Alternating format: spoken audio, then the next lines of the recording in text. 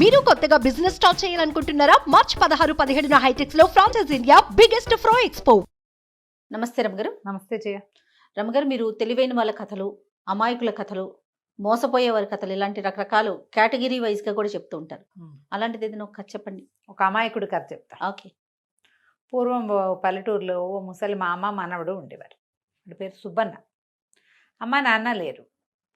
ఈ మామకి ఏం డౌట్ అంటే వీడు చాలా అమాయకుడు, ఇతరుల పిల్లలతో వెళ్తే బూతులు ఆడేస్తాడు, పిచ్చి మాటలు నేర్చుకుంటాడు, విర్రాట్లు వస్తాయి, పనిచేయడు, నేర్చుకోడు అని ఎవరితో కలవనిచ్చింది కాదు.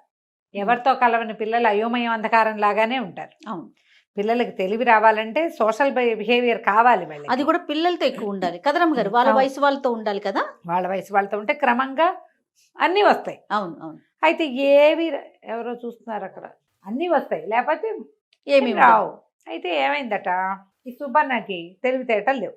ఊళ్ళో వాళ్ళంతా వినిపించి వెదమనుకునేవాడు, అమాయకుడుగా ఉండేవాడు. ఇక్కడ ఎవరితో ఆడుకోవడానికి ఉండేది కాదు కదా. కాసేపు ఊళ్ళో బలాదూరు తిరిగి వచ్చేవాడు. ఈ బలాదూరు తిరిగేటప్పుడు ఊరి చివర ఒక మర్రి చెట్టు, అక్కడ ఓ 4 చిట్టి కుక్క పిల్లలు కనపడ్డాయి. కుక్క పిల్లల్ని చూస్తే ఎవరికైనా భలే ముద్దుగానే ఉంటుంది. వీడేం చేశాడు, వాటితో ఆడుకోవటం మొదలుపెట్టాడు. రంగడు, లింగడు, రాముడు, భీముడు అని పేర్లు పెట్టుకున్నాడు 4 కుక్కలకి. ఏ రంగారా అంటే వచ్చేది కుక్క పిల్ల. చక్కా 4తో ఆడుకునేవాడు. రోజు వాళ్ళ అవ్వబెట్టినవి తినేసి పోయి మర్రి చెట్టు కింద ఆడుకునేవాడు. ఏదో మాట మీద అక్కడ స్నేహితులు ఉన్నారని చెప్పాడు. ఎవర్రా వాళ్ళంటే చాలా మంచివాళ్ళు, వాళ్ళు అవి కుక్కలు అని చెప్పడం వాడికి తెలియదు. చాలా మంచివాళ్ళు, చక్కగా ఆడుకుంటారు, రోజు నా కోసం వెయిట్ చేస్తూ ఉంటారు అని చెప్తే, పోనీలే ఎవరో మంచి వాళ్ళతో స్నేహం కుదిరింది, పిల్లాడు ఆడుకుంటున్నాడు అనుకుంది. అయితే కొన్నాళ్ళు అయిన తర్వాత ఊళ్ళో వాళ్ళందరూ చెప్పేవాళ్ళు, ఏమీ సంపాదన లేకుండా పిల్లాడు పాడైపోతాడు అంటే ఈవిడ కూడా ఆలోచించి సరే తన సంపాదనలో నుంచి ఒక 1/2 రూపాయి తీసి, మరి ఒరే అట్ల వ్యాపారం పెట్టుకుందాం మనము, నువ్వేం చేస్తావంటే కోమటి కొట్టుకెళ్ళి శెట్టి గారి దగ్గర ఒక పావలాకి బియ్యము మినపప్పు కొనుక్కురా. అప్పట్లో రేట్లు తక్కువ కదా, అవో గ్లాసు ఇదో గ్లాసు వస్తాయి. పావలాకి కొనుక్కురా, మరి రుబ్బి అట్లు పోసేసా. అట్లు మర్రి చెట్టు కింద ఎట్లాగూ నీ స్నేహితులు వాళ్ళు వీళ్ళు ఉన్నారు, అక్కడ కూర్చుంటున్నావు, ఊళ్ళోకి వచ్చేవాళ్ళు వెళ్ళేవాళ్ళు అక్కడే కనపడతారు. అమ్మేద్దు కానీ అమ్ముకుంటే మనకి వ్యాపారం కలిసి వస్తుందని చెప్పింది. వ్యాపారం తెలివితేటలు బాగున్నాయి కదా. సరే అవ్వ 1/2 రూపాయి ఇస్తే అవి పుచ్చుకుని కొట్టుకెళ్ళాడు. శెట్టిగారి కొట్లో పావలాకి ఓ గ్లాస్ అది ఓ గ్లాస్ ఇది తూచిచ్చారు. 2 గ్లాసులు బియ్యము, గ్లాసుడు మినపప్పు ఇచ్చిన తర్వాత, పావలా వరే నీ పావలా మా దగ్గరే ఉంది, చిల్లర లేదు, నువ్వే మొదటి బేరం, మరి రేపు వచ్చినప్పుడు మళ్ళీ ఇస్తాను, లేదా వేరే ఏదైనా సరుకు కొనుక్కోమన్నాడు. సరుకు కొనుక్కోవడానికి వీడికి ఊరు పేరు వీడికేం తెలుసు, అంతే కదా. అయోమయం అంధకారం. వాడు ఏమన్నాడు, మీ దగ్గర ఉంచండి మళ్ళీ తీసుకుంటాలే అన్నాడు. యువతలకు వచ్చేసాడు. వచ్చాక ఏమనుకున్నాడు, ఎప్పుడు ఈ కొట్టుకు రాలేదు, ఈ కొట్టును గుర్తుపెట్టుకోవటం ఎట్లా, రేపు డబ్బులు తీసుకోవద్దు. వెనక్కి తిరిగి చూస్తే ఆ కొట్టు మొదట్లో ఒక తెల్ల పిల్లి కూర్చుంది. తెల్ల పిల్లిని గుర్తుపెట్టుకున్నాడు. ఇంటికి వెళ్ళాక అవ్వ ఏం చేసింది, అట్లా సంగతి చూసి పప్పు నానబెట్టింది, పొట్టు తీసి అంది. ఏమంది, ఒరే పావలా ఇట్ట వృధా అయిపోతుంది, పావలా పట్టుకుని వచ్చేసాయి అంది. వీడేమన్నాడు, వెళ్తాలే, సాయంకాలం వెళ్తాను, చీకటి పడ్డాక వెళ్తానని చెప్పి సాయంకాలం ఆ బజార్లోకి వెళ్ళాడు. తెల్ల పిల్లి కోసం చూస్తే అది ఈసారి ఒక దర్జీ కొట్టు దగ్గరకు వచ్చి కోవిడి కొట్టు వదిలేసి దర్జీ కొట్టుకి వెళ్ళి నా పావలా నాకు ఇవ్వనాడు. పావలా ఏమిటి, ఎవడరా నువ్వు అన్నాడు దర్జీ. అనేసరికి వీడి కోపం వచ్చింది. అన్నా నా పావలా కొట్టేద్దామని చూస్తున్నావా, నా పావలా ఇస్తావా ఇవ్వవా అంటే ఆయనకు తన్నబోయాడు. నువ్వు ఎవడబో నాకు తెలీదు, పొద్దున్న మినపప్పు బియ్యం నా దగ్గర తీసుకోవటం ఏంట్రా నీ బొందా, నేను బట్టలు కుట్టేవాడిని అయితే ఎక్కడో తీసుకుని నన్ను అడుగుతున్నావా, వెరివాడిలో ఉన్నాడు, వీడిని తను తెగలేనురా అన్నాడు. వీడేం చేశాడు, కాసేపు అక్కడక్కడే తచ్చట్లాడి వీళ్ళ సంగతి ఇట్టా కదని ఆయన కత్తిరించి పడేస్తాడు కదా గుడ్డ ముక్కలు, అవన్నీ నీ ఆస్తంతా నేను తీసుకెళ్ళిపోతానని అవన్నీ జవురుకున్నాడు. ఏదో పిచ్చివాడు అయి ఉంటాడు వీడు, ఇవి కత్తిరించి పడేసిన ముక్కలు పట్టుకెళ్తున్నాడంటే వాడు అమాయకుడు అయి ఉంటాడు. పోనీవయ్యా సాయిబు అని కేకలేశారు మిగిలిన వాడు. ఆయన ఊరుకున్నాడు దుకాణం ఆయన. వీడేం చేశాడు, మొత్తం తీసి ఇట్లా మూటల్లే కట్టి ఇంటికి పట్టుకెళ్ళేసరికి ఆవకు చెప్పాడు, అత్త అవ్వ ఆయన మన పావలా కొట్టేద్దామని చూశాడు, కొట్టాయన ఇదిగో చూడు ఇవన్నీ పట్టుకొచ్చానని ఇట చిన్న గావంసా లాంటిది ఉంది, పంచ లాంటిది కట్టుకుంటాడు, అందులోకి ఇట్లా మూట కట్టాడు అనమాట. ఆ మూటని ఇట్లా విదిలిస్తే గుడ్డ మొక్కలన్నీ పడ్డాయి. చివరికి టంగుమని మోగింది.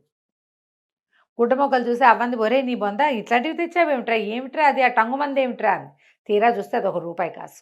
ఎవరో ఆ దర్జీ దుకాణానికి వచ్చి రూపాయి పోగొట్టుకున్నారు. ఈ గుడ్డ ముక్కల్లో రూపాయి దొరికింది. అవ్వ ఆశ్చర్యపోయింది. చూసావా మనది పావలా కొట్టేద్దాం అనుకుంటే రూపాయి మనకి ఇచ్చాడు రా దేవుడు, చూసావా మన వ్యాపారం లాభసాటి వ్యాపారమేనమాట అని చెప్పి మర్నాడు పొద్దున ఏం చేసింది, చక్కగా 10 అట్లు పోసింది. ఇదో గ్లాసు అంటే ఎంత వస్తుంది, అంతే కదా వచ్చేది. 10 అట్లు పోసి పెద్ద పెద్దవి చక్కగా తామరాకులో పొట్లం కట్టి, ఒరే అక్కడ ఆడుకుంటావు కదా 2 తిను నువ్వు, మిగిలిన 8 అట్లు ఒక్కోటి అర్ధనాకి చొప్పున అమ్ము, 4 గణాలు వస్తాయి మనకి అని చెప్పి పొట్లం కట్టించు. వీడేం చేశాడు, అక్కడికి పోయి పొట్లం ఓపెన్ చేశాడు. అట్ల పొట్లాలు ఓపెన్ చేస్తే ఎంత గుమాయింపుగా వాసన వస్తుంది. కుక్కలు 4 రంగడు లింగడు రావుడు భీముడు చేరంగానే వీడేం చేశాడు, తోకాడిస్తుంటే అట్లు పెట్టాడు. పెట్టి ఒక్కోటి అర్ధన, తలా ఒక అర్ధన ఇవ్వాలి మీరు నాకు అని చెప్పాడు. కుక్కలు తోకాడిచ్చాయి. మనం ఏమన్నా మాట్లాడితే కుక్క తోకాడిస్తుంది. అంతే టకాటకా తినేసినాయి. వీడు కూడా 2 తినేసి ఆడుకున్నాడు.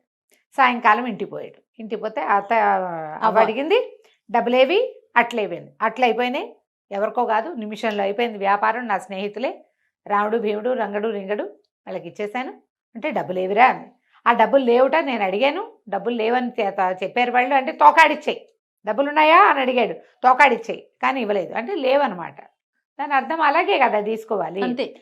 సరే వాళ్ళ దగ్గర లేవు, ఇప్పుడు రేపిస్తారా అని అడిగాను, రేపిస్తామని అప్పుడు కూడా తోకాడిచ్చాయి. రేపిస్తారు అంటే వాళ్ళ అవ్వంది, ఒరీట రూబేరాలు పనికిరావురా, వ్యాపారం దివాళా ఎత్తిపోతుంది, అట్లా చేయకూడదు, మరి ఇట్లా కాదు, నువ్వు డబ్బులు అడిగి తీసుకోవాలిరా. మర్నాడు కూడా అట్లు పోసింది. అట్లు పట్టుకెళ్తే మళ్ళీ అట్లని తినేసినాయి కుక్కలు. తినేసాక డబ్బులు మాట ఎత్తట్లా. వీడి కోపం వచ్చింది, అన్న నన్ను మోసం చేద్దాం అనుకుంటున్నారా, డబ్బుల సంగతి తేల్చండి ముందు అనేసరికి మళ్ళీ తోకాడిచ్చింది. వీడి కొళ్ళు మండిపోయింది. ఏంటి అన్నిటికీ ఒకటేనా మార్గం, అదే కదా, ఉన్నాయా అంటే తోకాడిస్తావు, లేవా అంటే తోకాడిస్తారు, ఇలా కుదరదు అని ఒక కర్ర తీసి కొట్టబోయాడు.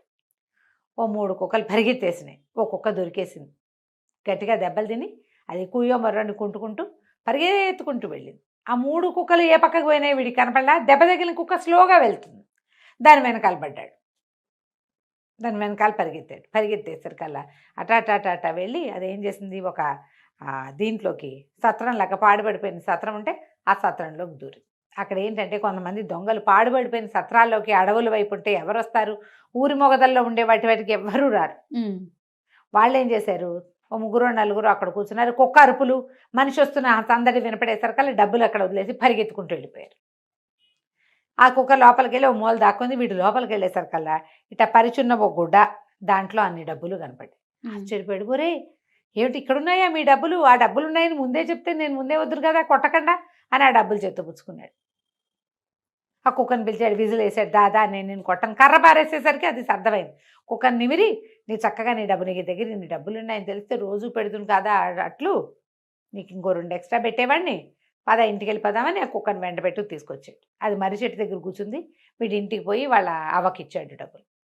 అవ్వ తెలపోయి, నిన్ను డబ్బులు ఎవరు ఇచ్చారా, మనకు రావాల్సింది 4 అణాలే, నిన్నటివి 4 ఇవాళకి 4 8 అణాలు అనేసరికల్లా వాడు అన్నాడు, అది కాదవ్వా వాళ్ళు 4 తోకాడిచ్చారన్నాక, తోకాడిచ్చడం ఏమిట్రా, నీ ఫ్రెండ్స్ అన్నావు కదా. అదే అవ్వా వాళ్ళే నా ఫ్రెండ్స్, తోకాడిస్తారు అనేసరికి ఇక అవ్వకి అర్థమైంది, కుక్క అవి కుక్కలు అని. సరే ఇవి ఎక్కడి నుంచి వచ్చాయంటే జరిగిందంతా చెప్పాడు. చెప్పంగానే ఆవిడ అనుకుంది, ఓహో డబ్బులు అయితే బాగానే వచ్చినాయి, వీడు వెళ్ళిన సంగతి కూడా వాళ్ళు చూడలేదు కాబట్టి మనకు వచ్చే ప్రమాదం ఏం లేదు.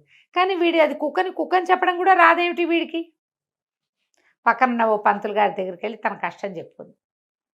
కుక్కలని చెప్పడం కూడా రాదండి వాడికి, ఇట్లా ఉన్నాడు తెలివి తక్కువగా. అంటే ఆయన ఏమన్నాడంటే, అమ్మ చదువు సంధ్య లేకపోతే అట్లాగే ఉంటారమ్మా, తను ఈడైన వాళ్ళతో తిరుగుతున్నా చదువు లేకపోయినా కొన్ని తెలివితేటలు వచ్చేవి వాడికి. కనీసం నువ్వు వాడు ఇల్లు మర్రి చెట్టు తప్పిస్తే ఇంకే ప్రపంచము తెలియకుండా ఉన్నాడు, కాస్త బడిలో చేర్పించు, 4 పిల్లలతోటి తిరగనివ్వు. ఏదైనా చెడ్డ మాటలు నేర్చుకున్నప్పుడు కేకలేసి మానుకోవాలి, కానీ మాటలు వస్తాయని ముందే వెళ్ళడం పంపించడం మానేస్తే ఏమవుతుంది అని కొంచెం బుద్ధి చెప్పాడనమాట. సరే డబ్బులు చేరినాయి కదా, వాటిలో కొంత డబ్బు ఖర్చు పెట్టి కాస్త మంచి గురువుగారు ఉన్న బడిలో చేర్పించి వాడికి తెలివితేటలు వచ్చేలాగా చేసింది. డబ్బు దాచుకుని ముందు పెద్ద అయ్యాక వ్యాపారం చేసుకున్నారు. కథ కంచికి మనం ఇంటికి. సూపర్ అండి. నమస్తే రమ్మగారు. నమస్తే.